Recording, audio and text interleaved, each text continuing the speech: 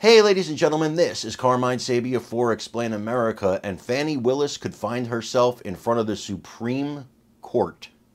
That's right, the Supreme Court. Before we get started, please make sure you like, comment, share, and subscribe. Those little things really help us out, and they help our channel continue to grow.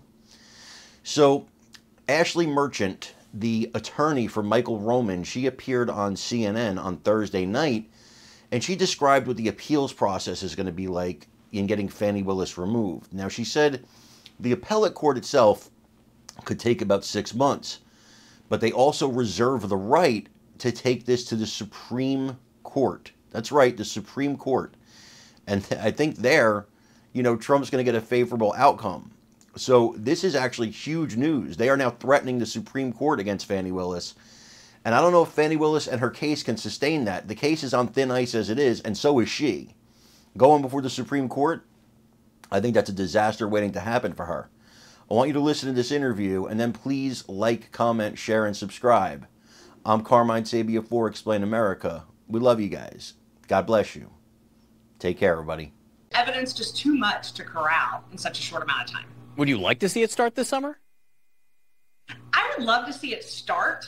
I'm not sure that we'll be ready this summer, and part of the reason that we're having trouble getting ready is because the district attorney is still giving us discovery. So if they had been able to give us all of the discovery as soon as they indicted the case, we could have hit the ground running. We had to wait. We've gotten it in 6 different turns, and so we continue to get more discovery, and as we get more discovery, more witnesses, we have to go through that and see if there's anything relevant and prepare that for our case. And so that's the problem with getting ready as discovery is still ongoing.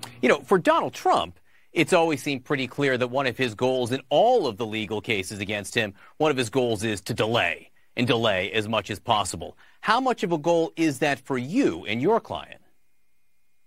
And we're in a different posture, and I think everybody in this case is in a little bit different of a position. Our goal has never been to delay the case. Our goal has been to get a fair trial.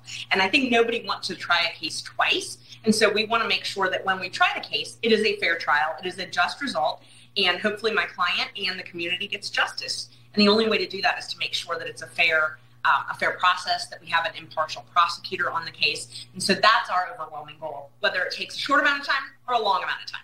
As you well know, Judge McAfee, who you've been dealing with a lot, granted requests from Donald Trump and his co-defendants, one of whom you were representing, to appeal the decision to allow the district attorney to continue to prosecute the case. The move doesn't pause the prosecution for now, but it allows the appeals on the disqualification to play out before the trial. How long do you think that process will take?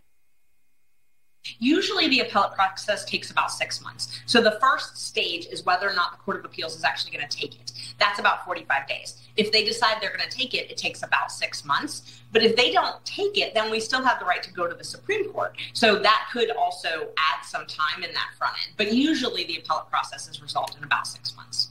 Let's talk about jury selection. If this case does happen to begin as